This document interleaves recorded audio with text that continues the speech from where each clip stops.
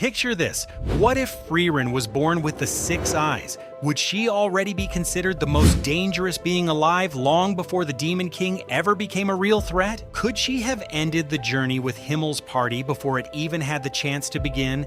And most importantly, how quickly would someone like Frieren, who already has over 1,000 years of magical knowledge and experience stacked behind her, be able to master something as absurd as even Gojo never reached? Now, I know mixing two completely different universes like this sounds like it could get messy fast, but honestly, when you actually sit down and think about the overlap between what the 6 eyes are and what Frieren already is as a mage, this combination makes more sense than it probably should.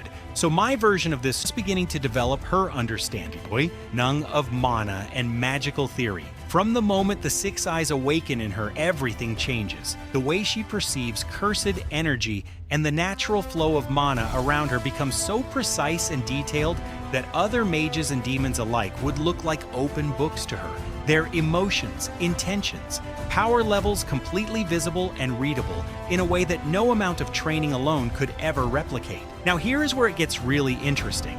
This was because you have to remember that the 6 eyes in their original context were already considered generational, something that only appears once every few hundred years in the Jujutsu world, and completely redefines what a sorcerer is even capable of. But Frieren is not some 20-year-old prodigy working with a few decades of experience.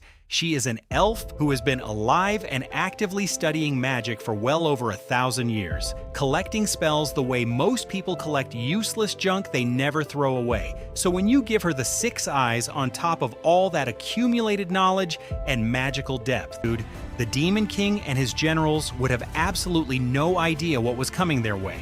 This was because the thing about Frieren, even in canon, is that demons cannot read her killing intent and have serious trouble gauging her actual power level. That already gives her a massive tactical edge. Now layer the 6 eyes on top of that.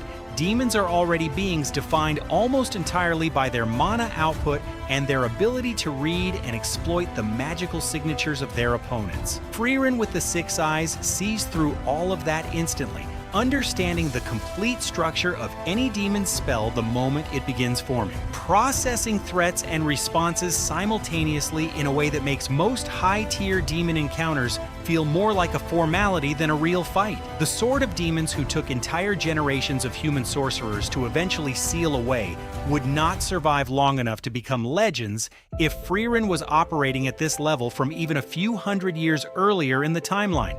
Aura's ability to force submission through mana comparison, for example, becomes completely irrelevant because Frieren can suppress and restructure the flow of her own mana output so precisely through the 6 eyes that Aura would be reading whatever Frieren wants her to read, not what is actually there. As years go on and the era of the hero's party eventually arrives, Frieren joining Himmel, Heider, Aizen on the happens.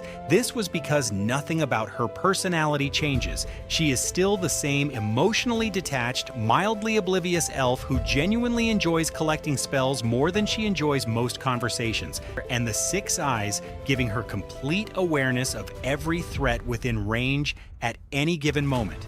Ambush non-existent as real dangers to the party. The whole 10-year journey gets compressed into something significantly shorter because Frieren is not waiting to figure out the weaknesses of each demon she encounters. She is reading their entire magical structure in real time and responding before they even finish casting. The journey ends so much sooner than it did before.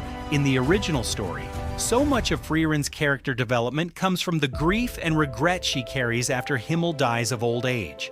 The realization that she did not pay enough attention to the people around her while she had the chance. The slow process of learning to actually be present with the people she cares about. That entire emotional arc is built on the foundation of a long journey that gave her decades of shared experience with the party, even while she was emotionally distant for most of it. But if the journey ends in maybe 2 years instead of 10, because Frieren with the 6 eyes is just built different. She does not have those same decades of accumulated small moments to look back on.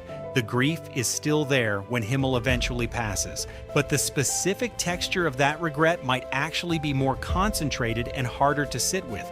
This was because she knows objectively that the journey could have lasted longer, and she is the reason it did not. That is a completely different kind of loneliness to carry around for the next 1,000 years. Honestly, it fits her character, starts to open up into something a lot bigger than just a power scaling conversation. This was because Frieren with the 6 eyes and roughly 1,000 more years ahead of her after the Demon King is already gone, becomes something the world of mages and humans has never had to reckon with before.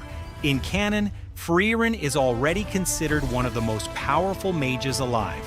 But she is not a destabilizing force because she is also deeply passive and mostly uninterested in the affairs of the world beyond her spell collecting. A version of her with the 6 eyes, however, has spent centuries developing a technique that gives her essentially impenetrable defense and the ability to operate at a level no other mage can match or even meaningfully threaten. At some point, the question shifts from whether anyone could stop her to whether the world simply has to trust that she has no interest in doing anything destructive, which, knowing Frieren, is probably a reasonable assumption, but it is still a genuinely unsettling thing for the world to have to accept. And with Fern eventually taking on the role of her student in this timeline too, the question of whether any fragment of the 6 eyes or even a diluted version of the limitless understanding Frieren developed could be passed down through teaching starts to hang over everything that comes after. This was because Frieren has never been particularly selective about sharing what she knows. The implications of that